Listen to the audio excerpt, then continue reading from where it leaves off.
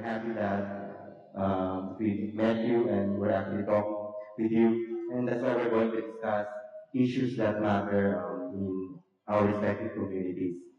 So first, what are the main issues that concern us, that are close to the heart of Leyteños in Baybay, Yormo, and elsewhere? This coming election, this is my first time to vote, and I asked my mom and dad kung sino yung ibabota. Sabi nila, yung current administration daw kasi tumakbo ulit. Tapos, the rest of the Ormocanon, mostly, as far as I've observed, yun din yung iniisip nila kasi they've been reigning our city for how many years.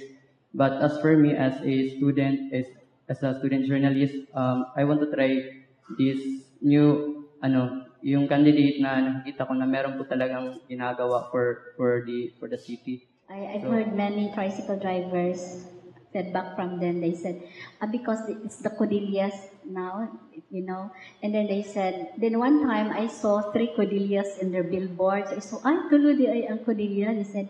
And then the driver, because I'm not from Ormoc actually, they said, yes ma'am, Codilla again. And they said, I think they have this plan to change the administration because they said maybe it's best to try for another. They said it's something significant, at least from the mass. They have the idea, they are pursuing to have a development.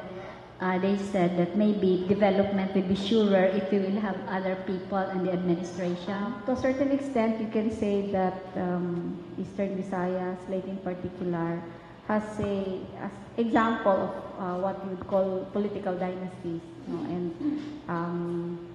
that has been, I think, ongoing for a long time. I come from Cebu, so when I came to Baybay 30 years ago, it was already this way. I can say that there has been a qualitative change. Not much, but enough to give me hope that what I'm doing, voters' education, political education, is in the right direction. The common theme was the voter is not like the voter before, where if you give the voter 50 pesos, you are sure that the vote, he or she will vote for you. They were saying that now they see that the voters, at least in Baybay, are more, what do you call this? You are not sure that they will really vote for you.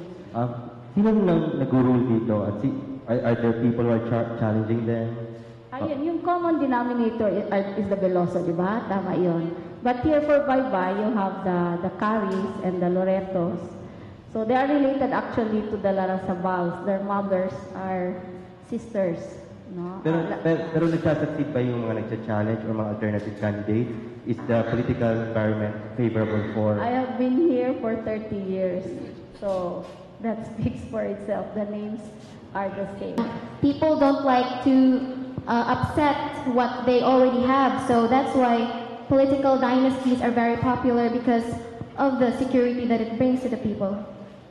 And also, if we think of nationally, you've seen that families have gone from president to president.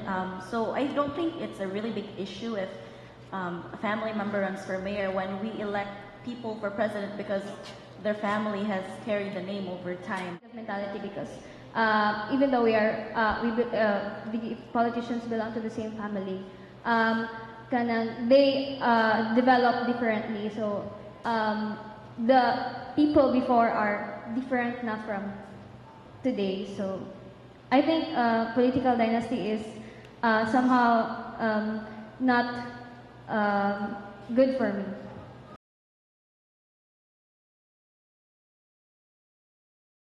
With the youth vote, I guess now there's still so much to do with the youth here in Baybay, because they're still passive, especially with those in hinterlands or mga barrios na they are not reached by social media, or they don't have access to newspaper, they don't know what's happening between the Caris and the Galenzoga.